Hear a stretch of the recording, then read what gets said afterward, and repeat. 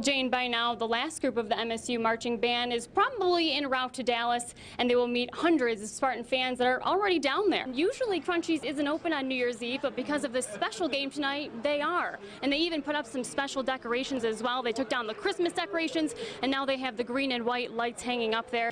Jane and Sherry, it happened just before 4 o'clock this afternoon, and as you can see here, the police are still on scene investigating. Here's what we know. Several Lansing firefighters were out here on Jolly and Cedar collecting donations for the Muscular Dystrophy Association's annual Fill the Boot campaign when there was some sort of argument between a man driving a pickup truck and one of the firefighters. We're told the suspect in the truck passed the firefighter and then circled back around and deliberately hit the firefighter and then took off. And these teenagers that we're talking about all range in ages from 13 to 18 years old, and they're all males. Now, we're here right now because this is where police ultimately ended up. We have our own little operation going on out here, and it's really important to give back, especially around the holidays, to support the community and especially for those who are hungry, who need our help. In the Greater Lansing Food Bank, they've been doing this for over 3 decades. Lauren, police are still out here on the scene. They've been here since 10 o'clock this morning, still trying to piece together exactly what led up to the 61-year-old man who was found dead. As a matter of fact, it was kind of somber here a couple minutes ago, but all of a sudden the fight song turned on, and now everyone is cheering. With Christmas just 3 days away, local kids and adults gathered at a Meijer in Lansing tonight to stock their shopping carts with gifts. It's all part of an effort called Santa's Wish List, something 3 local men started 4 years ago. The goal is to give to kids who wouldn't otherwise have presents to open over the holidays. Thousands of Spartan fans in Texas for the big showdown against Alabama. Businesses back here in Michigan are looking for creative ways to get the excitement going for all those who stayed home. Places across mid-Michigan are gearing up for what they predict to be a very busy New Year's Eve, and a local business is warning the police and members of the public about someone who tried to pass a counterfeit bill. This case was unusual, though, because the fake bill wasn't modeled after American money. Donald Trump was in Grand Rapids yesterday for his second campaign rally in Michigan, and he certainly did not hold back when it came to criticizing other candidates, especially Democratic frontrunner Hillary Clinton.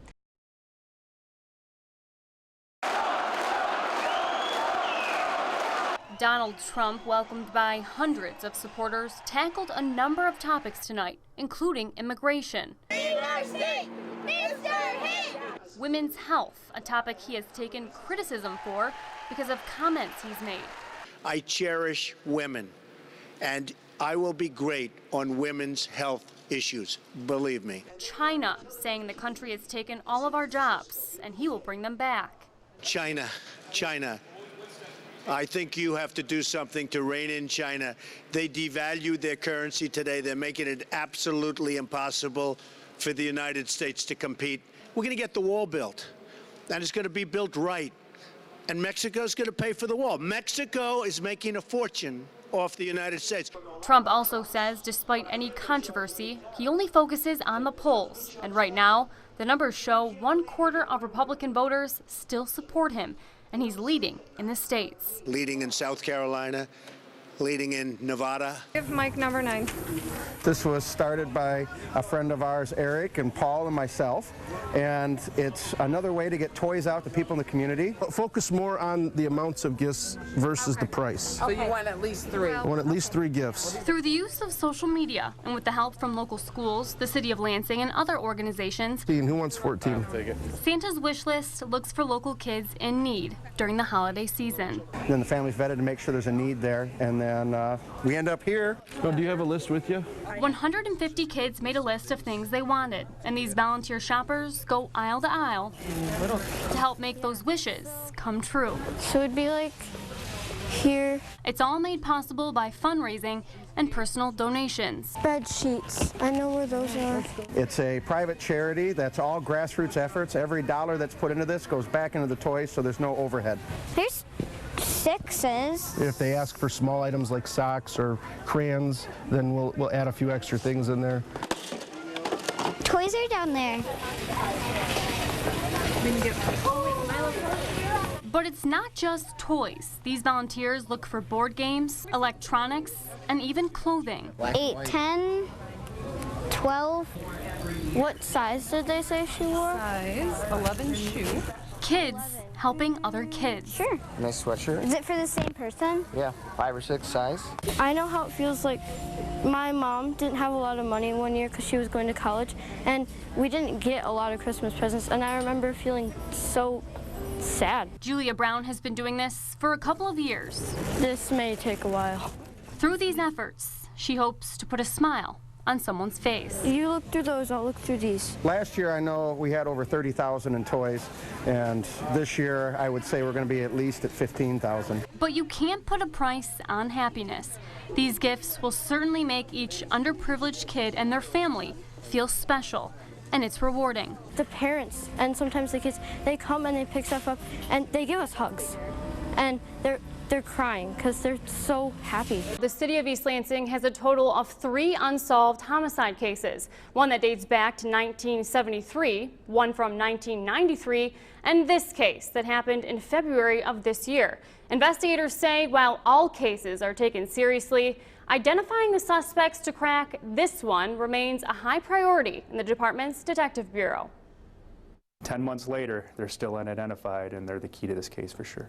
East Lansing police want to know who these 2 men are. They believe they're involved in a homicide that happened on February 5th of this year. Investigators say it's a rare occurrence to have an unsolved homicide in East Lansing, let alone one that happened just a stone's throw from the police department. You can actually see the East Lansing Police Department from where the shooting happened. Very, very high student population of parking cars in that ramp. There's a 7-Eleven that's busy right across the street. It all went down just before midnight in the Grove Street parking garage in downtown East Lansing. Police say there was a deadly shootout between 4 men. There were multiple guns involved and multiple shots fired. We had shell casings around both of the vehicles and littered down the drive of the parking ramp here. 22-year-old Michael Anthony Smith from DeWitt Township died, and a 21-year-old man also from DeWitt Township was taken to the hospital but survived his injuries. For months now, detectives have been trying to piece together exactly what happened that night and why. We believe they met 2 individuals there that they had an interaction with. We know that there was narcotics involved in this conversation and possibly a transaction of narcotics. Shortly after the shots rang out, witnesses saw a car speed out of the parking garage. The suspects were seen getting into and fleeing the ramp in a red, it was described either as a Dodge or Lincoln, brand new. Directly adjacent to the Grove Street parking garage is this 7-Eleven. Those 2 suspects were found in the store's surveillance video just 20 minutes before the shooting. Lieutenant Scott Rigglesworth says it was there that witnesses saw the pair getting out of a red car similar to the one that was seen leaving the parking garage. It really leads to us believing that these 2 individuals in the picture were also the 2 individuals that were most likely in the ramp during the shooting. And we've spread these videos and pictures statewide across the police departments across the state, along with the corrections departments across the state as well. Since February, detectives have been interviewing witnesses, gathering information, and tracking down possible leads. But it all boils down to finding out who these 2 men are, and they're asking for the public's help to identify them. That little tidbit of information can be enough information for us, then we can ramp back up our investigation and go great guns at it. But right now we're kind of at a standstill because the most important part of this case is still unknown, and that's who these 2 guys are. Getting in touch with these 2 individuals will help us kind of sort out the entire story of how things kind of went down. We're going to continue to investigate this to the fullest extent until we find the answers to it. Crime Stoppers is offering up to a $5,000 reward for any information that leads to an arrest and conviction in this case. To leave a tip, call 517-483-STOP. That red Cavalier looked like she might have been talking into it because she had it like this and she was talking.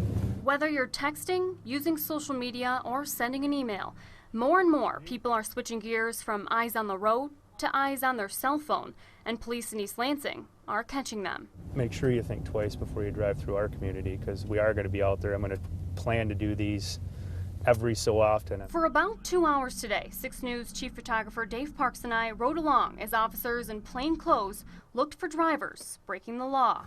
We're going to see what this gal does right here, Christine. And you can really tell as you drive by and their heads down. A lot of them have their phone up here. I mean, it's fairly obvious. One northbound from Shaw on Hagedorn. Good morning, ma'am. Hi. How are you? This woman was seen on her phone just before the light turned red. She stayed on it while stopped at the light, her eyes still focused on the screen even after the light turned green. We were behind you on Hagedorn Road and watched you continue to text at the light and continue to text after the light turned. So I think the first offense is $100. So it is a little expensive, but again, we're doing this for the safety purpose of it, not that we're wanting out here to blanket the community with tickets. So we'll go up to here to Delta and sit. About a half hour later, another guy was spotted on his phone. We got to follow him for a minute first. It was in front of his face. He's a good stop, Christine. We saw you're on your phone, northbound Hagedorn at Shaw. Okay. Then you stopped at the light. You continued to be on it, texting, surfing the internet. What were you doing on it? What? Oh, no, I was just texting you. Okay. He was pulled over and ticketed. I did write you the ticket for texting and driving. It's what was so important. He said my mom texted me and I wanted to respond to her. Even when stopped at a red light, almost everywhere you looked, you saw drivers with their heads down on their phone. Everybody's so connected to their phones in 2015 that we get 70-year-old, grandma or grandpa all the way down to a 16-year-old brand new driver. Our department doesn't want to wait till somebody that's on their phone walking takes an extra step and gets hit by a vehicle, or somebody that's texting and driving is not paying attention and hits a pedestrian in another vehicle.